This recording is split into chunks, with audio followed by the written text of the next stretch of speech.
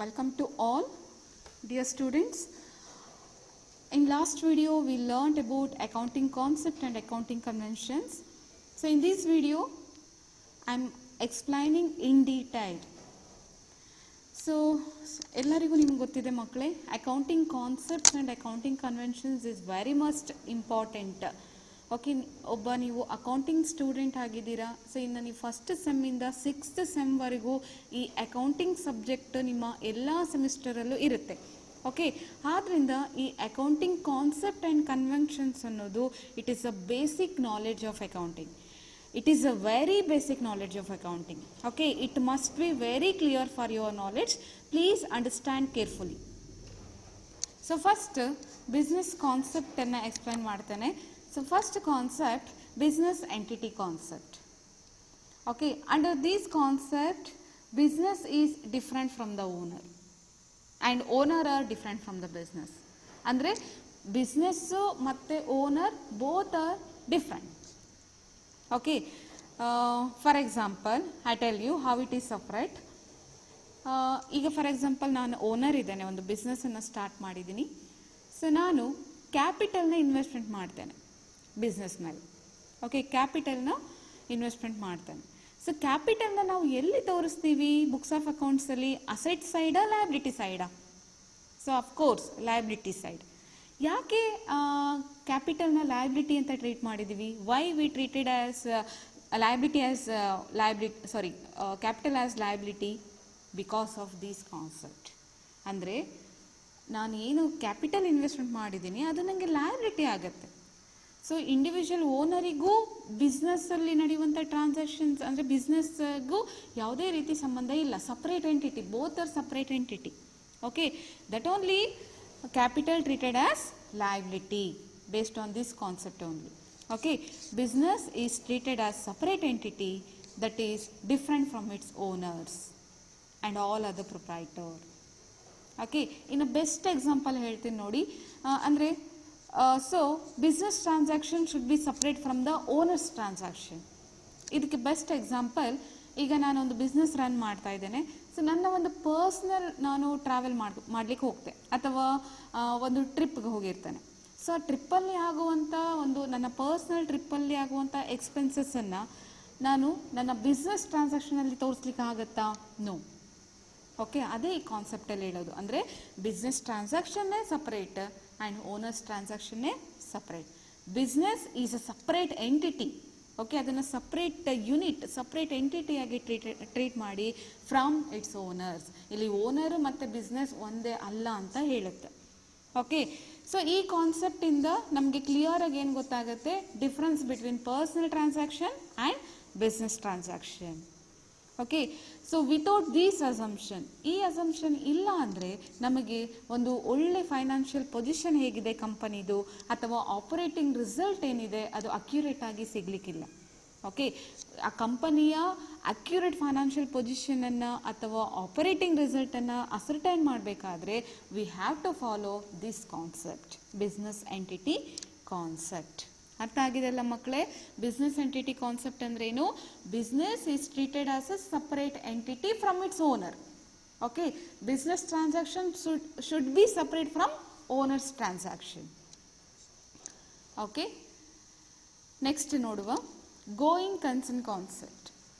Okay, going concern concept means business is going to continues for ever. Okay, ನಾವು ಬಿಸ್ನೆಸ್ಸನ್ನು start ಮಾಡ್ತಾ ಇದ್ದೀವಿ ಅಂದರೆ ನಾಳೆನೋ ನಾಡಿದ್ದು ಕ್ಲೋಸ್ ಮಾಡ್ತೀವಿ ಅಂತ ಸ್ಟಾರ್ಟ್ ಮಾಡ್ತೀವ? ನೋ. ಅಂದರೆ ಬಿಸ್ನೆಸ್ ಒನ್ಸ್ ನಾವು ಸ್ಟಾರ್ಟ್ ಮಾಡಿದ್ದೀವಿ ಅಂದರೆ ಅದು ಲಾಂಗ್ ಪೀರಿಯಡ್ವರೆಗೂ ಏನಾಗ್ತಾ ಇರುತ್ತೆ, ಹೋಗ್ತಾ ಇರುತ್ತೆ. ಫಾರ್ ಎಕ್ಸಾಂಪಲ್, ಈಗ ನಾವೊಂದು 5 ಜನ ಪಾರ್ಟ್ನರ್ ಒಂದು ಬಿಸ್ನೆಸ್ ಮಾಡ್ತಾ ಇದ್ದೀವಿ ಅಂದ್ಕೊಳ್ಳಿ. ಓಕೆ, ಅದರಲ್ಲಿ ಯಾರೋ ಒಬ್ರು ಇನ್ಸಾಲ್ವೆಂಟ್ ಆದರೆ 5 ಜನದಲ್ಲಿ ಯಾರೋ ಒಬ್ಬ ಇನ್ಸಾಲ್ವೆಂಟ್ ಆದರೂ ಕೂಡ ಬಿಸ್ನೆಸ್ ಏನಾಗ್ತಾ ಇರುತ್ತೆ, ಕಂಟಿನ್ಯೂ ಆಗ್ತಾ ಇರುತ್ತೆ. ಆದರೆ ಬಿಸ್ನೆಸ್ಸೇ ಇನ್ಸಾಲ್ವೆಂಟ್ ಆಗೋಗಿದೆ, ಲಾಸಲ್ಲಿ ನಡೀತಿದೆ ಅಂದಾಗ ಕ್ಲೋಸ್ ಮಾಡೋ ಚಾನ್ಸಸ್ ಇರುತ್ತೆ. ಅಂದರೆ ಗೋಯಿಂಗ್ ಕನ್ಸರ್ನ್ ಕಾನ್ಸೆಪ್ಟ್ ಅಂದ್ರೇನು? It is based on continuity assumption. ಅಂದರೆ ಒಂದು ಬಿಸ್ನೆಸ್ ಲಾಂಗ್ ಫ್ಯೂಚರ್ವರೆಗೂ ಅಥವಾ ಲಾಂಗ್ ಟರ್ಮ್ವರೆಗೂ ಏನಾಗ್ತಾ ಇರುತ್ತೆ, ಕಂಟಿನ್ಯೂ ಆಗ್ತಾ ಇರುತ್ತೆ ಅನ್ನೋ ಒಂದು ಅಸಂಪ್ಷನ್ ಮೇಲೆ ನಾವು ಕೆಲಸ ಮಾಡ್ತಾ ಇದ್ದೀವಿ. Okay, so it is one of the fundamental accounting assumption. Okay, it will continue to operate in the future. ಹಾಗಂತ ಪರ್ಮನೆಂಟ್ ಕಂಟಿನ್ಯೂಷನ್ ಆಫ್ ಬಿಸ್ನೆಸ್ ಅಂತ ಹೇಳಲಿಕ್ಕೆ ಬರೋದಿಲ್ಲ. ಅರ್ಥ ಆಯ್ತಲ್ಲ? ಅಂದರೆ ಲಾಂಗ್ ಪೀರಿಯಡ್ವರೆಗೂ ಕಂಟಿನ್ಯೂ ಆಗ್ತಾ ಇರುತ್ತೆ, ಎಲ್ಲಿವರೆಗೂ ಬಿಸ್ನೆಸ್ ನಡೀತಾ ಇರುತ್ತೆ. ಇನ್ ಕೇಸ್ ಕಂಪನಿ ಏನಾದರೂ ತುಂಬ ಲಾಸಲ್ಲಿದೆ, ಇನ್ಸಾಲ್ವೆಂಟ್ ಆಗೋಗಿದೆ ಕಂಪನಿ ಅಂದಾಗ ಕ್ಲೋಸ್ ಮಾಡೋ ಚಾನ್ಸಸ್ ಇರುತ್ತೆ. ಅಂದರೆ ಪರ್ಮನೆಂಟಾಗಿ ಇರುತ್ತೆ ಅಂತಲೂ ಹೇಳಲಿಕ್ಕೆ ಆಗೋದಿಲ್ಲ. ಓಕೆ, ಗೋಯಿಂಗ್ ಕನ್ಸರ್ನ್ ಅಂದರೆ ಅರ್ಥ ಆಯ್ತಲ್ಲ? So business is going to continues for ever. ಆ ಒಂದು ಅಸಂಪ್ಷನ್ ಮೇಲೆ ನಾವು ಬಿಸ್ನೆಸ್ಸನ್ನು ಸ್ಟಾರ್ಟ್ ಮಾಡ್ತೇವೆ. ಓಕೆ, ಸೊ ಇದರ ಅಪ್ಲಿಕೇಶನ್ ನೋಡೋಣ. ಗೋಯಿಂಗ್ ಕನ್ಸರ್ನ್ ಕಾನ್ಸೆಪ್ಟ್ ಅಸಂಪ್ಷನ್ ನಾವು ಅಕೌಂಟಿಂಗಲ್ಲಿ ಅಡಾಪ್ಟ್ ಮಾಡ್ಕೊಂಡಿರೋದ್ರಿಂದಲೇ ನಮಗೆ ಅಸೆಟ್ ಮತ್ತು ಲಯಬಿಲಿಟೀಸ್ ಡಿಫ್ರೆನ್ಸ್ ಗೊತ್ತಾಗಿದೆ. ಓಕೆ, ಅಸೆಟನ್ನು ನಾವು ಫಿಕ್ಸ್ಡ್ ಅಸೆಟ್, ಕರೆಂಟ್ ಅಸೆಟ್ ಅಂತ ಕ್ಲಾಸಿಫೈ ಮಾಡಿದ್ದೇವೆ. ಲಯಬಿಲಿಟೀಸನ್ನು short term and long term capital ಅಂತ, ಲಾಂಗ್ ಟರ್ಮ್ ಲಯಬಿಲಿಟೀಸ್ ಅಂತ ಕ್ಲಾಸಿಫೈ ಮಾಡಿದ್ದೇವೆ ಅಲ್ವಾ? ಫಿಕ್ಸ್ಡ್ ಅಸೆಟ್ ಅಂದ್ರೇನು? Building, furniture, fixtures, land. ಅಂದರೆ ಲಾಂಗ್ ಪೀರಿಯಡ್ವರೆಗೂ ಅದನ್ನು ನಾವೇನು ಮಾಡ್ತೀವಿ, ಯೂಸ್ ಮಾಡ್ತಾ ಅಥವಾ ಕಂಟಿನ್ಯೂ ಆಗಿ ನಾವು ತೊಗೊಳ್ತಾ ಹೋಗ್ತೀವಿ. ಕರೆಂಟ್ ಅಸೆಟ್ ಅಂದ್ರೇನು? Cash in hand, cash it bank, stock. ಅಂದರೆ ಇದು ಲಿಮಿಟೆಡ್ ಪೀರಿಯಡ್ವರೆಗೂ ಇರುತ್ತೆ, ಹಾಗೆ ಅದು ಎಂಟಿ ಆಗ್ತಾ ಇರುತ್ತೆ. ಅಂದರೆ ಗೋಯಿಂಗ್ ಕನ್ಸರ್ನ್ ಕಾನ್ಸೆಪ್ಟಿಂದನೇ ನಾವು ಅಸೆಟ್ ಮತ್ತು ಲಯಬಿಲಿಟೀಸನ್ನು ಏನು ಮಾಡಿದ್ದೀವಿ, ಕ್ಲಾಸಿಫೈಡ್ ಮಾಡಿದ್ದೀವಿ. ಹಾಗೆ ಈ ಅಸೆಟ್ ಮತ್ತು ಲಯಬಿಲಿಟೀಸನ್ನು carried forward from one accounting period to another. Business long ಟರ್ಮಲ್ಲಿ ನಡೀತಾ ಇರೋದ್ರಿಂದ ಏನು ಈ ವರ್ಷದ ಅಸೆಟ್ ಮತ್ತು ಲಯಬಿಲಿಟೀಸನ್ನು ನೆಕ್ಸ್ಟ್ ಇಯರಿಗೆ ನಾವು ಕ್ಯಾರಿ ಫಾರ್ವರ್ಡ್ ಮಾಡ್ತಾ ಇರ್ತೀವಿ. ಹಾಗೆ going concern justify the valuation of asset on historical cost. Okay, ಅಂದರೆ ಇಂದಿನ ಏನು ವರ್ಷದಲ್ಲಿ ನಾವು ಪರ್ಚೇಸ್ ಮಾಡಿದ್ದ ಅಸೆಟ್ ವ್ಯಾಲ್ಯೂ ಇದೆ ಅಲ್ಲ, ಅದನ್ನೇ ನಾವು ಕನ್ಸಿಡರ್ ಮಾಡ್ತೀವಿ. ಅಂದರೆ going concern means business is continues for a long period of time, continue ಆಗ್ತಾನೇ ಇರುತ್ತೆ. ಓಕೆ, ಫ್ಯೂಚರಲ್ಲಿ ಅದು ನಾವು ಅದನ್ನು ರನ್ ಮಾಡ್ತಾನೇ ಇರ್ತೀವಿ. Okay, so next concept accounting period concept ಅಥವಾ ಟೈಮ್ ಪೀರಿಯಡ್ ಕಾನ್ಸೆಪ್ಟ್ ಅಂತಲೂ ಹೇಳ್ತೀವಿ. ಏನು accounting period? Period means what? Particular intervals. Okay, ಈ ಡೇಟಿಂದ ಈ ಡೇಟ್ ಅಂತ. ಸೊ ಯೂಶ್ವಲಿ ಅಕೌಂಟಿಂಗ್ ಪೀರಿಯಡ್ ಅಥವಾ ಫೈನಾನ್ಷಿಯಲ್ ಪೀರಿಯಡ್ ಅಂದರೆ ನಮ್ಮ ಕಾಮರ್ಸ್ ಸ್ಟೂಡೆಂಟಿಗೆ ಕೇಳಿದ ತಕ್ಷಣ 31st ಮಾರ್ಚ್ ಅಂತ ಹೇಳ್ತೀವಿ. 1st April to 31st March one accounting period, ಅಂದರೆ 12 months ಇಂಟರ್ವಾಲ್ ಇದೆ. So in case non commerce student ಹೇಳಿದರೆ 1 ವರ್ಷ ಹೇಗೆ ನಾವು ಅಕೌಂಟಿಂಗ್ ಪೀರಿಯಡ್ ಅಥವಾ ಪೀರಿಯಡ್ ಆಫ್ 1 year ಅಂದರೆ ಏನು ಮಾಡ್ತಾರೆ, ಜನವರಿ ಟು ಡಿಸೆಂಬರ್ ಅಂತ ಹೇಳ್ತಾರೆ. 1st January to 31st December. ಅಂದರೆ ಆ ಒಂದು ಪರ್ಟಿಕ್ಯುಲರ್ ಪೀರಿಯಡನ್ನು ನಾವು ಅಕೌಂಟಿಂಗ್ ಪೀರಿಯಡ್ ಕಾನ್ಸೆಪ್ಟ್ ಅಂತ ತಗೊಳ್ತೀವಿ. ಅಂದರೆ ಈಗ ನಾವು ಎವ್ರಿ ಇಯರ್ ಬುಕ್ಸ್ ಆಫ್ ಅಕೌಂಟ್ಸನ್ನು ಮಾಡ್ತಾ ಇರ್ತೀವಿ ಅಲ್ವಾ? ಯಾವಾಗೋ ಆ ಕಂಪನಿಯ ಎಂಡ್ ಆಫ್ ದಿ ಲೈಫಲ್ಲಿ ನಾವು ಬಿಸ್ನೆಸ್ ಅಕೌಂಟ್ ಮಾಡ್ತೀವಾ ಅಥವಾ ಬುಕ್ಸ್ ಆಫ್ ಅಕೌಂಟ್ಸನ್ನು ಕ್ರಿಯೇಟ್ ಮಾಡ್ತೀವಾ? ನೋ. ಅಂದರೆ ಬೇಸ್ಡ್ ಆನ್ ದಿಸ್ ಕಾನ್ಸೆಪ್ಟ್ ನಾವು ಅಕೌಂಟಿಂಗನ್ನು ಏನು ಮಾಡ್ತೀವಿ, ಎವ್ರಿ ಇಯರ್ ಪ್ರಿಪೇರ್ ಮಾಡ್ತೀವಿ. Okay, for the purpose of to measure the performance of the company. ಹೇಗೆ ಮೆಜರ್ ಮಾಡ್ತೀವಿ? By preparing income statement or balance sheet or profit and loss account. Okay, ಒಂದು financial ಸ್ಟೇಟ್ಮೆಂಟ್ಸನ್ನು prepare ಮಾಡೋದ್ರ ಮೂಲಕ ಆ ಒಂದು ಕಂಪನಿಯ ಪರ್ಫಾರ್ಮೆನ್ಸನ್ನು ನಾವು ಮೆಷರ್ ಮಾಡ್ತೇವೆ, whether it is loss or profit. ಆಯಿತಾ? ಸೊ ಇದನ್ನು ಮಾಡಬೇಕಾದ್ರೆ ಪರ್ಟಿಕ್ಯುಲರ್ ಪೀರಿಯಡಿಗೆ ನಾವು ಬುಕ್ಸ್ ಆಫ್ ಅಕೌಂಟ್ಸನ್ನು ರೆಡಿ ಮಾಡಬೇಕಾಗತ್ತೆ. ಆ ಒಂದು ಪೀರಿಯಡನ್ನು ನಾವು ಅಕೌಂಟಿಂಗ್ ಪೀರಿಯಡ್ ಆಫ್ ಅಂತ ಕರೀತೇವೆ.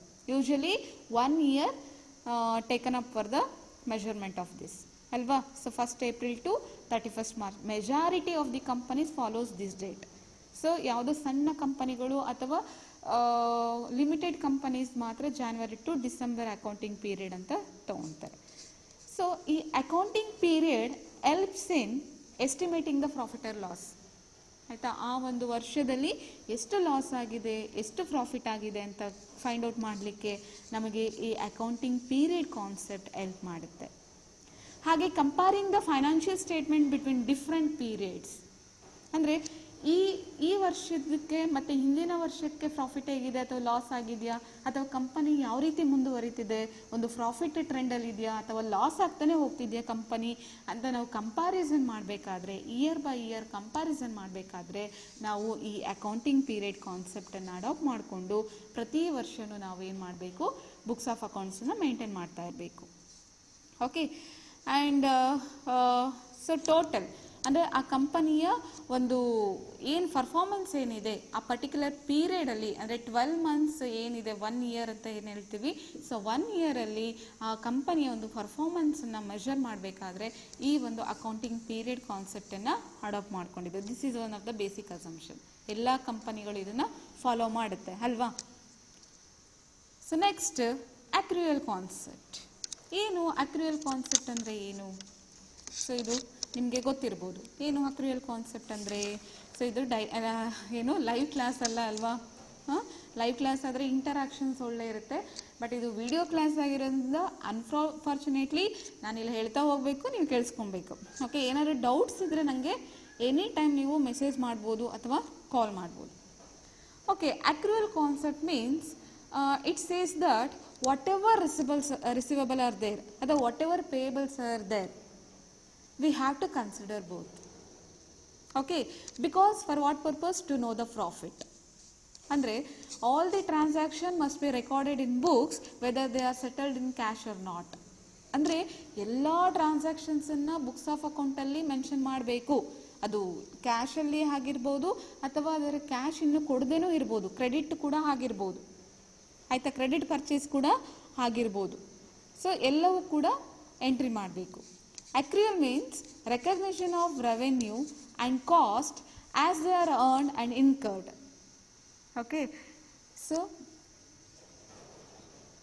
ಅಕ್ರೂಯಲ್ ಕಾನ್ಸೆಪ್ಟ್ ಮೀನ್ಸ್ ಈಗ ಏನು ರೆಕಾರ್ಡ್ ಬಿಸ್ನೆಸ್ ಟ್ರಾನ್ಸಾಕ್ಷನ್ಸ್ ಏನಾಗಿದೆ, ಈಗ for example sale of goods for rupees 1 lakh. Okay. Sold goods on credit for rupees 5 lakh. ಎರಡೂ ಅಮೌಂಟು ಕೂಡ ನಾವು ಮೆನ್ಷನ್ ಮಾಡಬೇಕು. Because we know what is the revenue and what is the expenses of the company for the purpose of to ascertain the profit.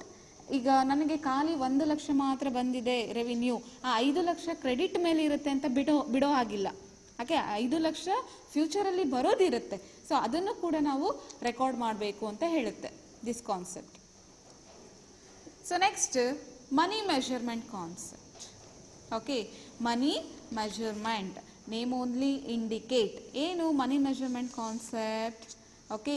In accounting monetary transactions only required. Okay. that monetary transactions which can be measured in term of money only recorded. Okay. ಇಲ್ಲಿದೆ ನೋಡಿ, A business transaction R any event means business event will always B recorded in the books only if it can be express in term of money. ಅಂದರೆ monetary ಟ್ರಾನ್ಸಾಕ್ಷನ್ಸನ್ನು ನಾವು record ಮಾಡ್ತೇವೆ, but we won't record non monetary transaction. So ಈಗ monetary transactions ಅಂದರೆ ಏನು? For example purchasing, selling, okay, ಅಥವಾ profit, ಇದೆಲ್ಲ ಏನು asset, liabilities, ಇವೆಲ್ಲ ನಾವು ಮನಿಯಲ್ಲಿ ಮೆಷರ್ ಮಾಡಬಹುದು. ಹಣದ ಮೂಲಕ ಅದನ್ನು ಪ್ರಮಾಣಿಸಬಹುದು, ಅಂದರೆ ಮೆಷರ್ಮೆಂಟ್ ಮಾಡ್ಬೋದು. ಎಷ್ಟಿದೆ, ಎಷ್ಟು ಅಮೌಂಟ್ ಇದೆ, ಎಷ್ಟು ಅಸೆಟ್ ಇದೆ, ಎಷ್ಟು ಲಯಬಿಲಿಟೀಸ್ ಇದೆ, ಎಷ್ಟು ಪರ್ಚೇಸ್ ಮಾಡಿದ್ದೀವಿ, ಎಷ್ಟು ಸೇಲ್ ಆಗಿದೆ ಅಂತ ಮನಿ ಮೂಲಕ ನಾವೇನು ಮಾಡ್ಬೋದು, ಮೆಷರ್ ಮಾಡ್ಬೋದು. ಸೊ ಅದನ್ನು ಮಾನಿಟರಿ ಟ್ರಾನ್ಸಾಕ್ಷನ್ಸ್ ಅಂತ ಹೇಳ್ತೀವಿ. ನಾನ್ ಮಾನಿಟರಿ ಟ್ರಾನ್ಸಾಕ್ಷನ್ಸ್ ಅಂದರೆ ಏನು? For example efficiency of the workers, ಅಥವಾ efficiency of the management, efficiency of the managers, ಅಥವಾ ಕಂಪನಿಲಿರುವಂತಹ ಪಾಲಿಸೀಸ್, ಪ್ರೊಸೀಜರ್, ಅಥವಾ HR ಪಾಲಿಸಿ. ಸೊ ಈ ಎಲ್ಲ ಏನು ನಾನ್ ಮಾನಿಟರಿ ಟ್ರಾನ್ಸಾಕ್ಷನ್ಸ್. ಇದನ್ನು ನಾವು ಅಕೌಂಟಿಂಗಲ್ಲಿ ರೆಕಾರ್ಡ್ ಮಾಡಲಿಕ್ಕಾಗುತ್ತಾ? ನೋ. ಅಂದರೆ ಮನಿ ಮೆಷರ್ಮೆಂಟ್ ಕಾನ್ಸೆಪ್ಟ್ ಪ್ರಕಾರ ಬುಕ್ಸ್ ಆಫ್ ಅಕೌಂಟ್ಸಲ್ಲಿ ನಾವು ಏನನ್ನು ರೆಕಾರ್ಡ್ ಮಾಡ್ತೀವಿ, ಯಾವ ಟ್ರಾನ್ಸಾಕ್ಷನ್ಸನ್ನು ನಾವು ಮನಿಯ ಮೂಲಕ ಮೆಷರ್ಮೆಂಟ್ ಮಾಡ್ತೀವಿ, ಅಳತೆ ಮಾಡ್ತೀವಿ, ಅದನ್ನು ಮಾತ್ರ ನಾವು ರೆಕಾರ್ಡ್ ಮಾಡ್ತೀವಿ. Non monetary transactions are not recorded. Okay. Next matching concept. ಏನು ಮ್ಯಾಚಿಂಗ್ ಕಾನ್ಸೆಪ್ಟ್ ಅಂದರೆ? ಮ್ಯಾಚಿಂಗ್ ಕಾನ್ಸೆಪ್ಟ್ ಅಂದ್ರೇನು? It says it has to matching everything. ಏನು ಎವ್ರಿಥಿಂಗ್ ಅಂದ್ರೇನು? So according to this concept expenses are matched with the revenue. Okay, ನಮ್ಮ ಕಂಪನಿಯಲ್ಲಿ ಏನು expenses ಆಗ್ತಿದೆ, ನಮ್ಮ ಕಂಪನಿಯಲ್ಲಿ ಏನು ರೆವಿನ್ಯೂ ಆಗ್ತಿದೆ, ಸೊ ಅದನ್ನು ಏನು ಮಾಡಬೇಕು, ಮ್ಯಾಚ್ ಮಾಡಬೇಕು. ಅಥವಾ ಕಂಪನಿಯ ಅಸೆಟ್ ಎಷ್ಟಿದೆ, ಕಂಪನಿಯ ಲಯಬಿಲಿಟೀಸ್ ಎಷ್ಟಿದೆ ಪರ್ಟಿಕ್ಯುಲರ್ ಪೀರಿಯಡಲ್ಲಿ. ಸೊ ಅದನ್ನು ನಾವು ಮ್ಯಾಚಿಂಗ್ ಕಾನ್ಸೆಪ್ಟ್ ಅಂತ ಹೇಳ್ತೀವಿ. ಯಾಕೆ? ಫಾರ್ ಎಕ್ಸಾಂಪಲ್, ಈಗ ನನ್ನ ಹತ್ರ ಅಸೆಟ್ 5 lakh rupees ಇದೆ, ಲಯಬಿಲಿಟೀಸ್ 6 lakh ಇದೆ ಅಂದಾಗ ನಮ್ಗೆ ಏನಾಗುತ್ತೆ, ನಾವು ಲಯಬಿಲಿಟೀಸನ್ನು ಆದಷ್ಟು ಕಡಿಮೆ ಮಾಡ್ಕೊಬೇಕು. ಬಿಕಾಸ್ ಅಸೆಟ್ಗಿಂತ ಲಯಬಿಲಿಟೀಸೇ ಹೆಚ್ಚಿದೆ ಅಂದಾಗ ನಮ್ಮ ಕಂಪನಿ ಯಾವ ಪರಿಸ್ಥಿತಿಯಲ್ಲಿದೆ ಅಂತ, ಲಾಸ್ ಆಗುವ ಪರಿಸ್ಥಿತಿಯಲ್ಲಿದೆ ಅಂತ ಹೇಳ್ತಾರೆ. ಆದ್ದರಿಂದ ಯಾವತ್ತೂ ಕೂಡ ಲಯಬಿಲಿಟೀಸ್ ಅಸೆಟ್ಗಿಂತ ಕಡಿಮೆನೇ ಇರಬೇಕು. Okay, matching concept deals with, or it says expenses are matched with the revenue of that period which preparing the financial statements. So next, cost concept.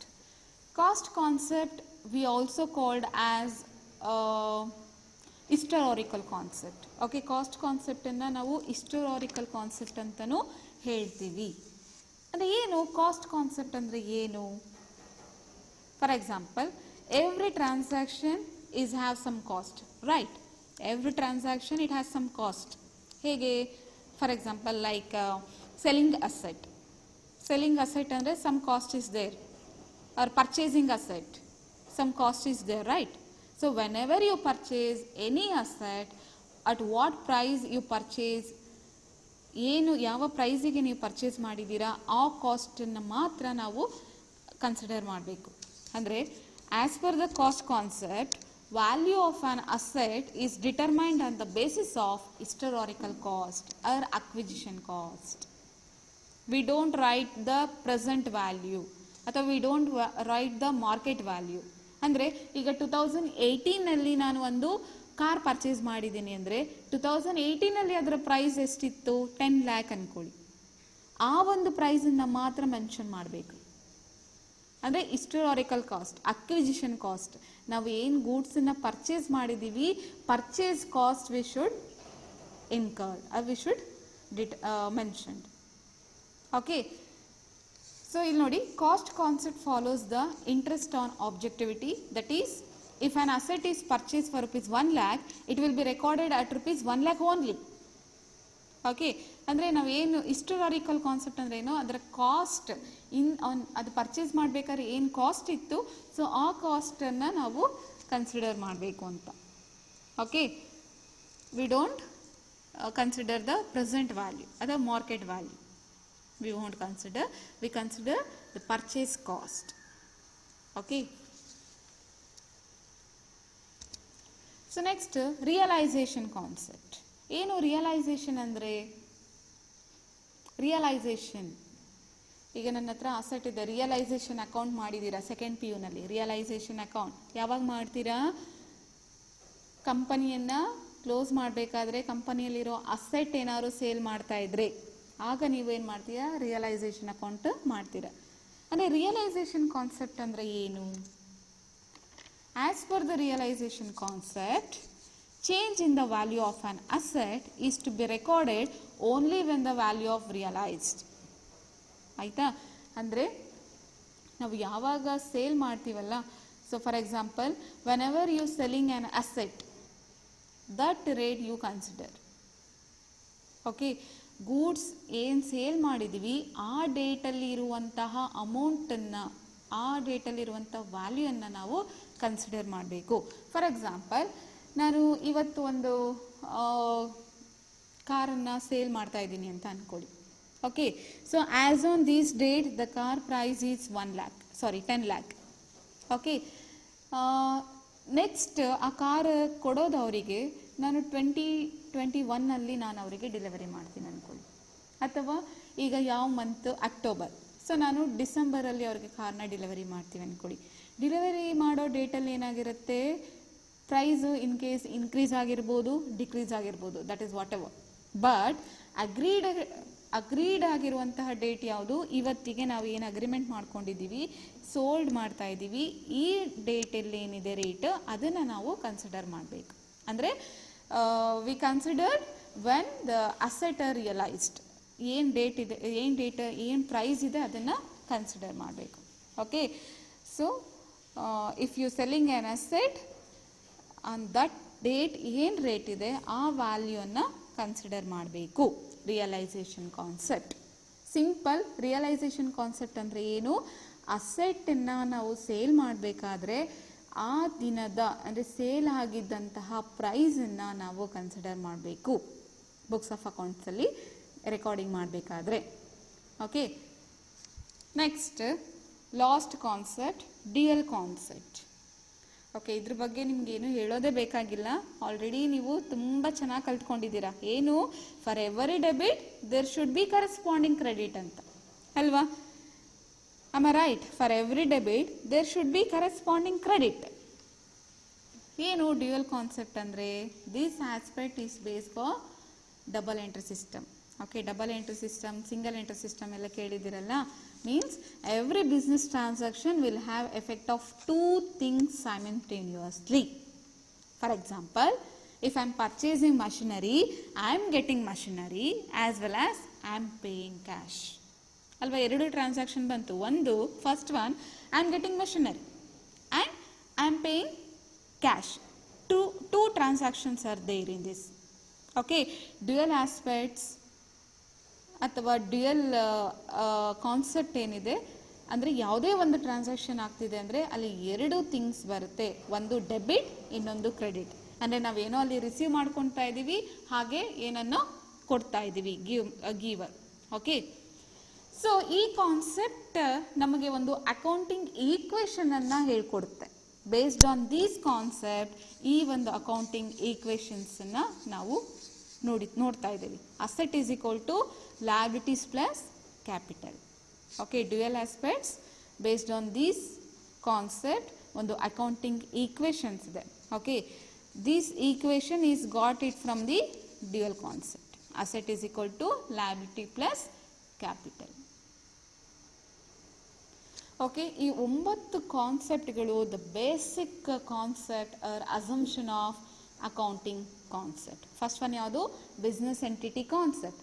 Business entity concept ಅಂದರೆ ಏನು, business should be treated as separate entity from its owner.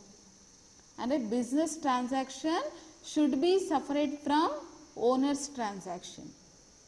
Okay, second one, going concern concept. Going concern concept means business is going to continue for ever. ಅಂದರೆ it will operate in a future also ಅನ್ನೋ ಒಂದು assumption ಮೇಲೆ ಎಲ್ಲ ಬಿಸ್ನೆಸ್ಗಳು run ಮಾಡ್ತಿದ್ದಾವೆ. Next concept ಯಾವುದು, accounting period concept. Accounting period concept ಅಂದರೆ ಏನು, ಸೊ ಒಂದು ಎಲ್ಲ ಕಂಪನಿಗಳು ಒಂದು ಅಕೌಂಟಿಂಗ್ ಪೀರಿಯಡ್ ಕಾನ್ಸೆಪ್ಟನ್ನು ಫಾಲೋ ಮಾಡುತ್ತೆ. Okay, for the purpose of measurement of the financial statement. ಆ ಪರ್ಟಿಕ್ಯುಲರ್ ಪೀರಿಯಡಿಗೆ ಏನು ಮಾಡ್ತಾರೆ, ಅವರು ಬುಕ್ಸ್ ಆಫ್ ಅಕೌಂಟ್ಸನ್ನು ರೆಡಿ ಮಾಡ್ತಾರೆ for the purpose of to know the profit or loss, or to know the financial statement, or to comparison the financial statement. Accrual concept. Accrual concept means all the transaction must be recorded in the books, whether it is settled in cash or not. ಅಂದರೆ ಯಾವುದೇ transactions ಇರ್ಬೋದು, ಎಲ್ಲ ಟ್ರಾನ್ಸಾಕ್ಷನ್ಸನ್ನು books of ಅಕೌಂಟಲ್ಲಿ record ಮಾಡಿ. In case ಅದು cash sales ಆಗಿರ್ಬೋದು ಅಥವಾ ಕ್ರೆಡಿಟ್ ಸೇಲ್ಸ್ ಆಗಿರ್ಬೋದು. Okay, for the purpose of to know the profit, ಏನು ರೆವಿನ್ಯೂ ಇದೆ ನಮ್ಮದು, ಏನು ಎಕ್ಸ್ಪೆನ್ಸಸ್ ಆಗಿದೆ ಅಂತ ಐಡೆಂಟಿಫೈ ಮಾಡೋದು. Money measurement concept. ಇದರಲ್ಲಿ ನಾವು ಬುಕ್ಸ್ ಆಫ್ ಅಕೌಂಟ್ಸನ್ನು ಮಾಡಬೇಕಾದ್ರೆ ಮನಿ ಅಂದರೆ ಮನಿ ಮೆಷರ್ ಮಾಡೋ ಮೂಲಕ ಏನೇನೆಲ್ಲ ಟ್ರಾನ್ಸಾಕ್ಷನ್ಸ್ ಇದೆ ಅದನ್ನು ಮಾತ್ರ ಕನ್ಸಿಡರ್ ಮಾಡ್ತೀವಿ. ಅಂದರೆ monetary transaction should B recorded in the books of account. Non monetary transactions we won't record. Matching concept. So matching concept means we have to match the expenses and revenue. We have to match everything in the business.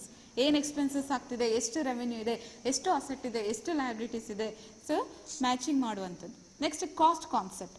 ಅಂದರೆ ಇಲ್ಲಿ ಏನು value of on asset ನಾವು ಯಾವುದ್ರ ಮೇಲೆ determine ಮಾಡ್ತೀವಿ ಅಂದರೆ based on ಹಿಸ್ಟರಾರಿಕಲ್ cost ಅಥವಾ acquisition cost ಅಥವಾ purchase cost.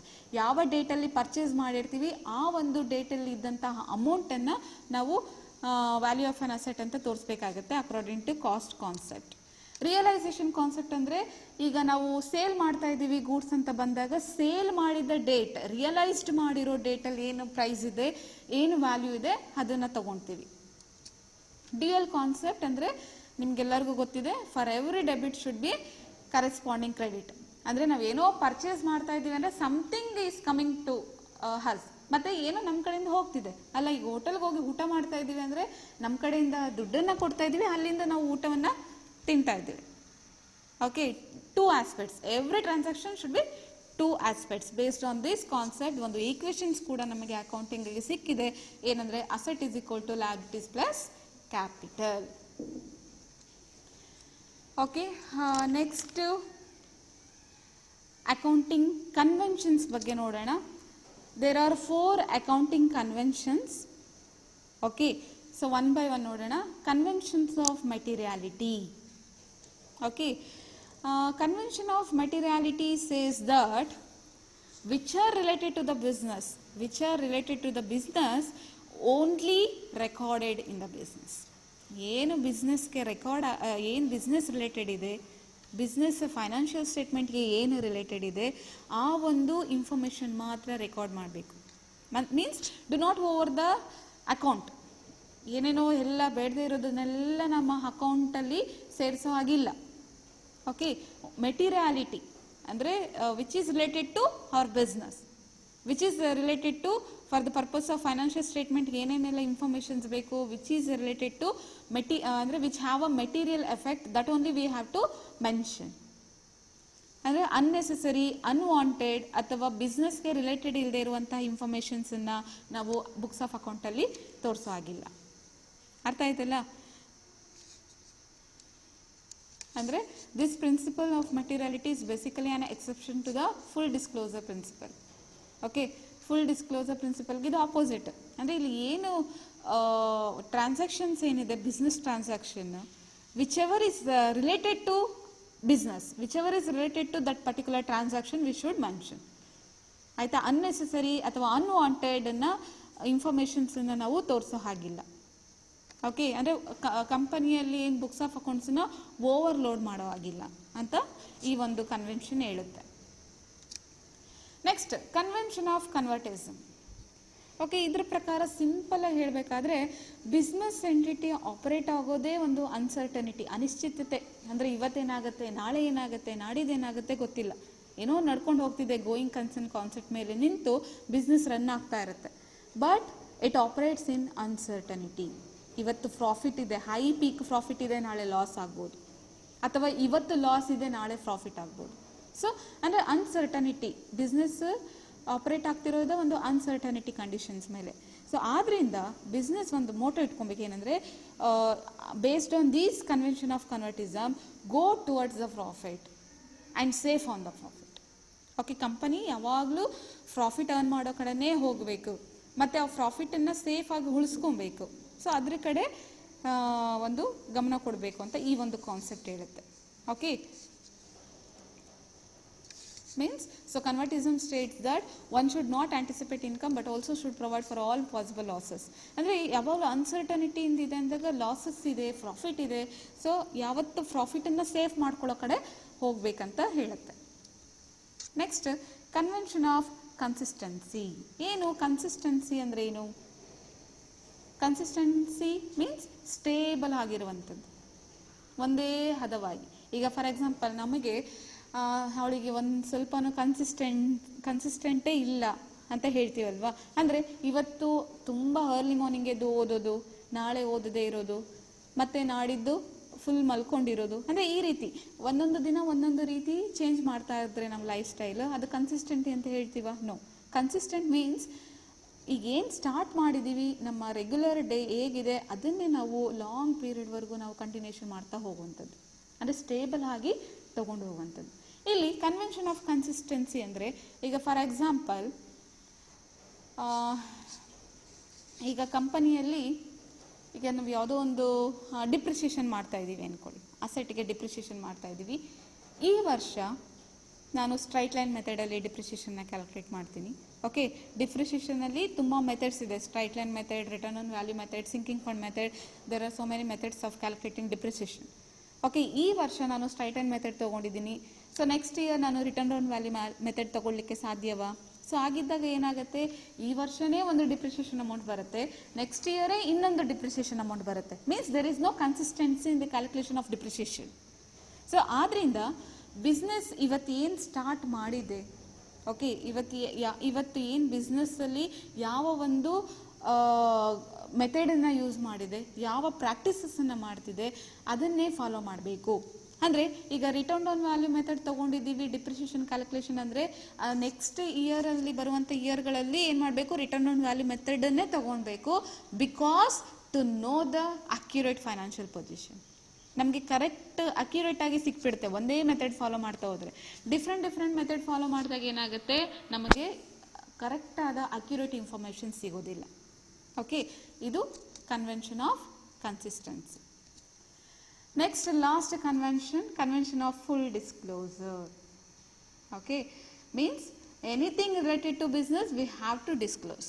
Simple. Okay, for example selling goods on credit basis. For example ನಾವೇನೋ ಕ್ರೆಡಿಟ್ ಅಂದರೆ ಸಾಲದ ಮೂಲಕ ಗೂಡ್ಸನ್ನು ಸೇಲ್ ಮಾಡ್ತಾ ಇದ್ದೀವಿ ಅಂದ್ಕೊಳ್ಳಿ, ಹಾಗಾದರೆ ನಮಗೆ ಎಷ್ಟು ಡೆಟಾರ್ಸ್ ಇದ್ದಾರೆ, ಸೊ ಎಲ್ಲರನ್ನ ಕೂಡ ನಾವು ತೋರಿಸುವಂಥದ್ದು.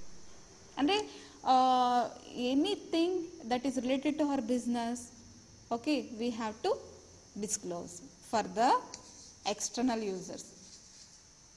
ಓಕೆ, ಯಾರ್ಯಾರು ಯೂಸರ್ಸ್ ಅಂದರೆ ಇಂಟರ್ನಲ್ ಯೂಸರ್ಸ್, ಎಕ್ಸ್ಟರ್ನಲ್ ಯೂಸರ್ಸ್ ಇದ್ದಾರೆ.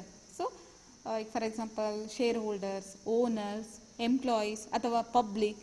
ಸೊ ಇವರಿಗೆ ನಮ್ಮ ಕಂಪನಿಯ ಒಂದು ಏನು ಫೈನಾನ್ಷಿಯಲ್ ಸ್ಟೇಟ್ಮೆಂಟ್ ಇದೆ ಅದರಲ್ಲಿ ಡೆಟಾರ್ಸ್ ಯಾರು, ನಮಗೆ ಕ್ರೆಡಿಟರ್ ಯಾರು, ಅಥವಾ ನಮ್ಮ ಏನೇನು ಸೇಲ್ ಆಗಿದೆ, ಎಷ್ಟು ಕ್ಯಾಶ್ ಸೇಲ್ಸ್ ಆಗಿದೆ, ಎಷ್ಟು ಕ್ರೆಡಿಟ್ ಸೇಲ್ ಆಗಿದೆ, ಅಂದರೆ whichever is related to our business we have to shown, we have to disclose based on this concept. Okay, dear student, I hope you understand. Once again ಈ ವಿಡಿಯೋನ ನೋಡಿ ಅರ್ಥ ಆಗಿಲ್ಲ ಅಂದರೆ ಪುನಃ ನೋಡಿ. ಆಲ್ರೆಡಿ ನಾನು ನೋಟ್ಸನ್ನು ಕೊಟ್ಟಿದ್ದೀನಿ, ಇನ್ ಡೀಟೇಲ್ ಆಗಿ ನೋಟ್ಸ್ ಇದೆ. ನೋಟ್ಸನ್ನು ಒಂದು 2 ಅಥವಾ 3 ಟೈಮ್ ನೀವು ಓದ್ಕೊಳ್ಳಿ, ಕಾನ್ಸೆಪ್ಟನ್ನು ಅರ್ಥ ಮಾಡ್ಕೊಳ್ಳಿ. Thank you.